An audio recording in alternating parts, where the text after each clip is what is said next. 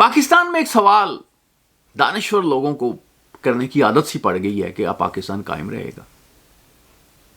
بے یقینی مایوسی پھیلانے کے لیے علم کو جس طریقے سے استعمال کیا جاتا ہے، بعض اوقات نہیں اکثر اوقات اس میں شرم آتی ہے.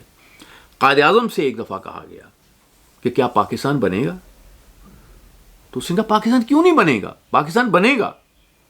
پورے یقین سے وہ یہ بات اس وقت کہہ رہے تھے جب انگریز کہہ رہے تھے ہم نے نہیں بننے دینا، جب ہندو سازشیں کر رہے تھے ہم نے نہیں بننے دینا، جب مسلمان لوگ کہہ رہے تھے کہ ہم نے نہیں بننے دینا. اس وقت قائد اعظم کو یقین تھا کہ پاکستان بنے گا، اور پاکستان آپ نے دیکھا ہے بنا، اور انہیں یقین تھا کہ پاکستان قائم رہے گا، اور پاکستان قائم ہے.